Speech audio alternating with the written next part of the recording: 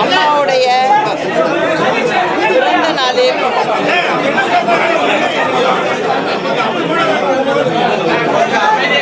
24ஆம் தேதி கழக கொடியை அறிமுகப்படுத்தினேன். அதன் பிறகு இன்றைய நாளில் எங்களுடைய புரட்சி தலைவர் மற்றும் புரட்சி தலைவியின் ஆசையோடு இன்றைக்கு ஒரு முக்கியமான நாள், அதுவும் எல்லாரோடையும் சேர்ந்து நான் இன்னைக்கு ஒரு நல்ல தகவலை உங்களுக்கு கொடுக்குறேன். ஏற்கனவே சொல்லியிருந்தேன், உங்களுக்கெல்லாம் சொல்லாமல் எதுவும் செய்ய மாட்டேன் அப்படின்னு. புரட்சி தலைவர்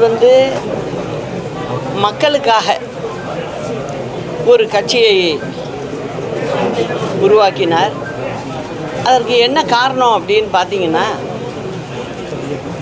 திமுக என்ற தீய சக்தியை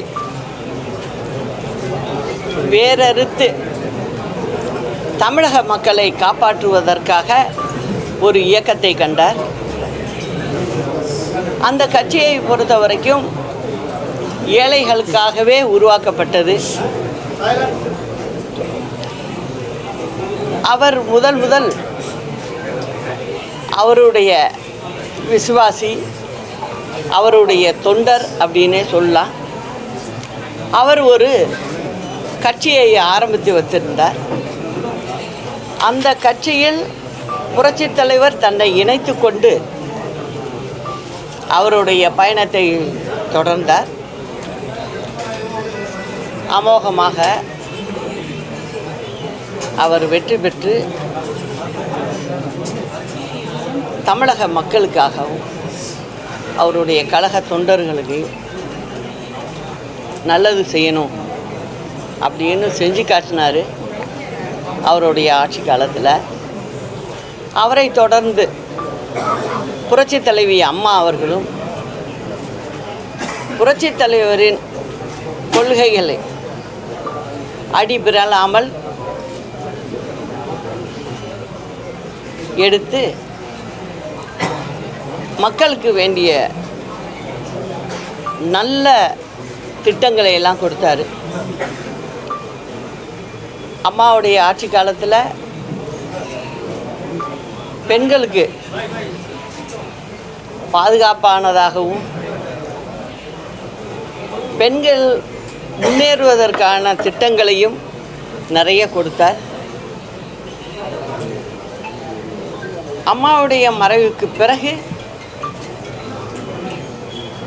எல்லாம் தலைகீழாக மாறிடுச்சு. இந்த தமிழ்நாட்டு மக்களை இந்த திமுக என்ற தீய சக்தி கசக்கி பிழிந்து கொண்டிருக்கிறது. இதையெல்லாம் பார்த்த நான் இதற்கு ஒரு முடிவு கட்ட வேண்டும் என்ற எண்ணத்தில் நானும் 24ஆம் தேதி அம்மா பிறந்த நாள் அன்னைக்கு ஒரு கழக கொடியை அறிமுகப்படுத்தினேன். தலைவருக்கு அன்னைக்கு ஒரு தொண்டர் ஒரு இயக்கத்தை ஆரம்பித்து வச்சிருந்தார், கட்சியை. அந்த கட்சியில் தலைவர் தன்னை இணைத்து கொண்டு அந்த கட்சியை நடத்தினார். அதேபோல் எனக்கும் அந்த சூழ்நிலை வந்திருக்கிறது. ஒரு அம்மா மேலேயும் விசுவாசமாகும், தலைவர் மேலேயும் அம்மா மேலேயும் பற்றுள்ள ஒரு தொண்டர் ஒரு கட்சியை ஆரம்பித்திருக்கிறார். அவருடைய ஆரம்பித்த கட்சியை நான் என்னை இணைத்து கொண்டுள்ளேன். அந்த கட்சியினுடைய பெயர் அனைத்திந்திய புரட்சி தலைவர் மக்கள் முன்னேற்ற கழகம்.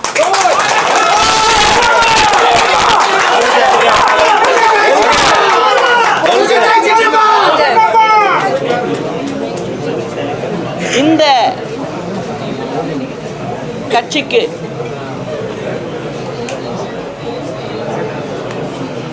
உள்ள சின்னம்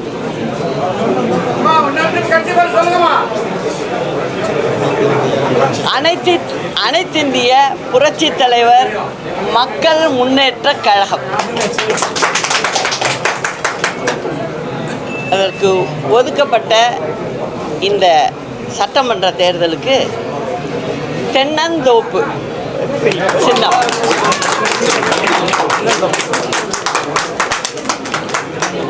இதுதான்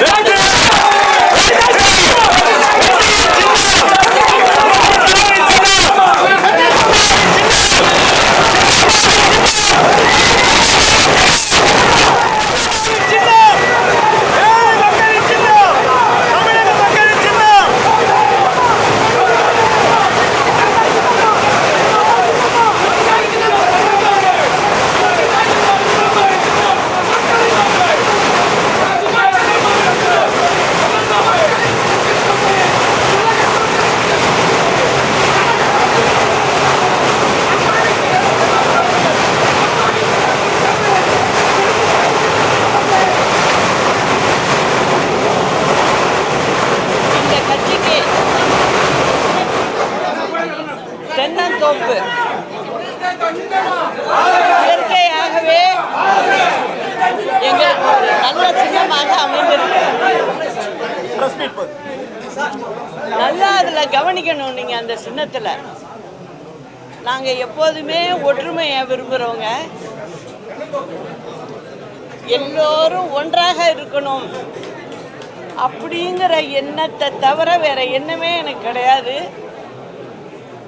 அதனால நான் மக்களோடு இருப்பேன் என்றும், அதற்கு இந்த சின்னமே ஒரு சான்று. ஒரு கூட்டு குடும்பம் போல் இந்த சின்னம் அமைந்திருக்கிறது. இது மக்களோட சின்னம் அப்படிங்கிறதையும் சொல்லிக்கிட்டு, வரும் சட்டமன்ற தேர்தலில் தமிழ்நாடு மற்றும் பாண்டிச்சேரி இரண்டிலும் அனைத்திந்திய புரட்சி தலைவர் மக்கள் முன்னேற்ற கழகம் சார்பில் தென்னந்தோப்பு சின்னத்தில் வேட்பாளர்கள் வருவார்கள். அது உங்கள் வீட்டு சின்னம், அது மக்களுக்கான சின்னம். நிச்சயமாக தமிழ்நாடு மக்கள் எங்களோடு இருப்பார்கள். பாண்டிச்சேரி மக்களும் எங்களுக்கு ஆதரவு தருவார்கள் என்று சொல்லி, அண்ணா நாமம் வாழ்க, புரட்சி தலைவர் நாமம் வாழ்க, புரட்சி தலைவி அம்மா நாமம் வாழ்க. நன்றி, வணக்கம்.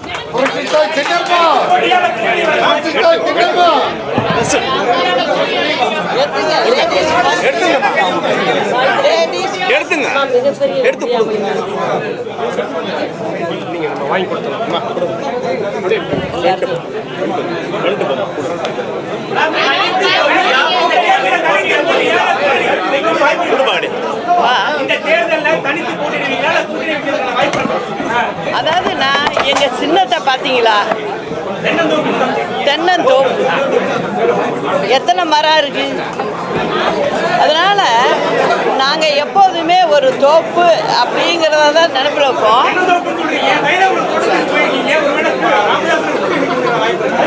அதாவது சில பேர் பார்ப்பீங்க, யாருமே கூட்டணி வேணாம், யாருமே முக்கியஸ்தர்கள் கட்சியில் வேணாம் அப்படின்னு தனியாக போவாங்க. ஆனால் நாங்கள் அப்படி இல்லை. எங்களுடன் நிச்சயமாக எல்லோரும் நாங்கள் கூட்டணியோடு தான் நாங்கள் சந்திப்போம். நிச்சயம் தமிழ்நாட்டு மக்களுக்கு நல்லது நடக்கணும். எங்கள் கழக தொண்டர்கள் தலைவர் காலத்திலேருந்தே வந்தவங்க எல்லாருக்கும் பாதுகாப்பாகவும், தமிழக மக்களுக்கு பாதுகாப்பாகவும் நாங்கள் இருப்போங்கிறத நான் சொல்லிக்கிறேன். எப்போதுமே தனி மரம் தோப்பு ஆகாது. அது ஒரு நல்ல பழமொழி, நம்ம தமிழ்நாட்டு பழமொழி அது. அதற்கு ஏற்ப நாங்கள் தனிமரமாக வரல, தோப்போடு தான் வந்திருக்கோம். அந்த தோப்புங்கிறது எங்கள் கழக தொண்டர்கள் மற்றும் தமிழக மக்கள். இப்போ எடப்பாடி பழனிசாமி வந்து அவருக்கு எதிராக நீங்க எல்லாம் எதிராக இருந்தீங்க. இப்போ அவருக்கான இருந்த அந்த எதிர்ப்பெல்லாம் நீங்கிருச்சு, அவர் சாதிச்சுட்டாருன்னு சொல்றாங்க ஏடிஎம்கேல இருக்கவங்கலாம். உண்மைதானா? நீங்க எப்படி பாக்குறீங்க? அது எல்லாம் இந்த 26 தேர்தலில் தெரியும்ல, யார் சாதிக்கிறாங்க யார் சாதிக்கல அப்படிங்கிறது. விஜயுடன் கூட்டணி அமைப்பதற்கு வாய்ப்பு இருக்கு. நான் தான் சொல்லிட்டேனுங்க, அதாவது எங்களுடன் ஒரே கருத்துள்ள கட்சிகள் இணைந்து நாங்கள் செயல்படுவோம். சொல்லுங்க, இணைந்து செயல்படுவோம் எல்லாரோடையும். அதை நான் இப்போ சொல்லக்கூடாதுல்ல, தேர்தல் முடிஞ்சதும் ரிசல்ட் வந்ததும் எல்லாருமே பார்ப்போம்.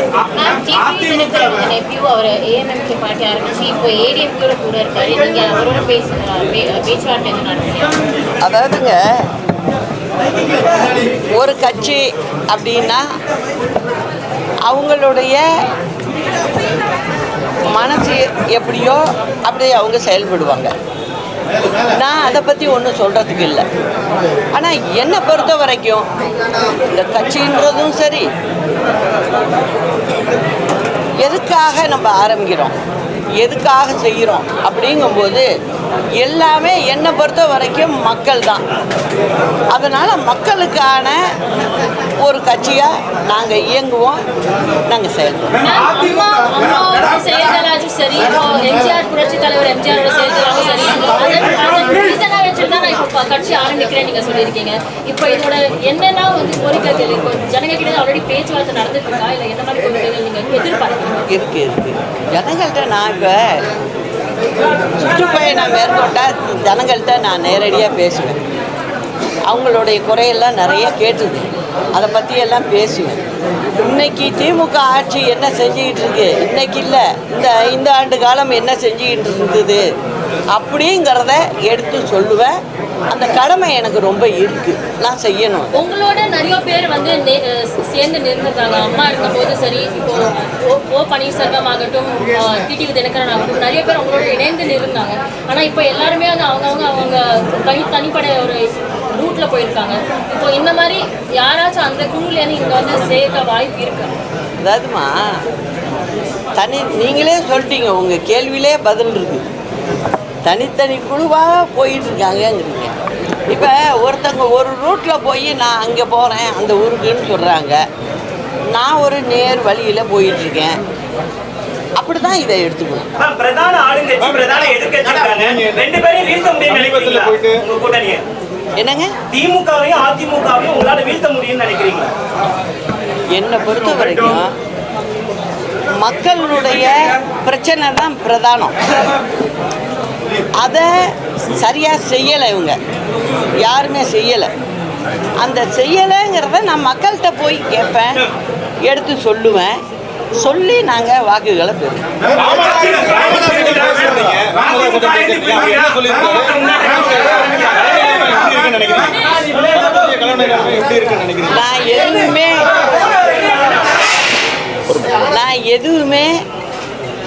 நான் உங்களுக்கெல்லாம் சொல்லியிருக்கேன், நான் ரொம்ப அவசரப்பட மாட்டேன், நிதானமாக தான் செய்வேன் அப்படின்னு சொல்லியிருந்தேன்.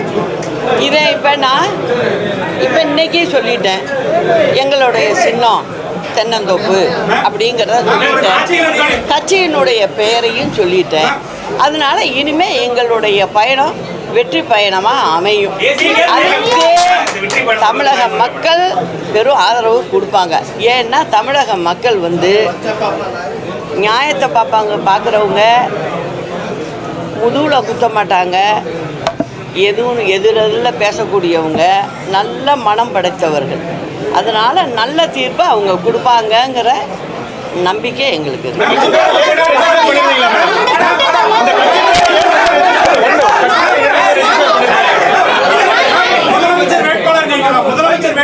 அதாவது சொல்கிறத சொல்கிறத கேளுங்க. மக்கள் தான் இறுதி எஜமானர்கள். எத்தனை பேர் கட்சி வேட்பாளர் அறிவித்தாலும் இறுதி யார் கையில் இருக்குது? மக்கள் கையில் தான் இருக்குது. அதனால் நிச்சயமாக அந்த மக்கள் நல்ல தீர்ப்பை கொடுப்பாங்க, நல்ல ஆட்சியாக இருக்கும். இது வரைக்கும் சொல்லுங்கள், அம்மா இப்போ இல்லை, ஆனால் ஒவ்வொரு வீட்லேயும் போய் கேளுங்க, ரோட்டில் நடந்து போகிறவங்கள்ட்ட கேளுங்க, என்ன சொல்கிறாங்க? அம்மா ஆச்சு வேறங்க அப்படிங்கிறாங்க. இதை நாங்களாக சொல்லி கொடுத்தோம்? அம்மா நல்லது செஞ்சாங்க, அதை மனதார பாராட்டு விதத்தில் மக்கள் சொல்கிறாங்க. இதுதான் நிதர்சன உண்மை. இதே போல் நடக்குங்கிறது தான் என்னுடைய எண்ணம். இப்போ திமுகவை பொறுத்த வரைக்கும் 5 வயசு பெண் குழந்தையிலேருந்து மூதாட்டி வரைக்கும் இப்போ 2-3 மாதத்தில் பார்த்தீங்கன்னா அவ்வளோ கற்பழிப்பு நடந்திருக்கு. ரோட்டில் பகலில் போகும்போதே வெட்டுறான், நொங்கு சீவுற மாதிரி சீவிட்டு போயிட்டுருக்காங்க. இதையெல்லாம் அவங்களுக்கு பார்க்க முடியலை. அவங்க என்ன செய்கிறாங்க? ஒரே வேளை இந்த 5 ஆண்டு கால ஆட்சியை ஒரு விளம்பர ஆட்சியாக கொண்டு போனது மட்டும் இல்லாமல் அவங்க தன்னுடைய திமுகவை வளர்க்குறதுக்கு அவங்க என்ன பண்ணிட்டாங்க? இந்த மக்களில் ஏமாற்றி ஆட்சிக்கு வந்திருக்காங்க. அந்த ஆட்சியை ஓட ஓட விரட்டுறது தான் எங்களோட வேலை. அதுக்கு தமிழ்நாட்டு மக்களும் எங்களோட சேர்ந்து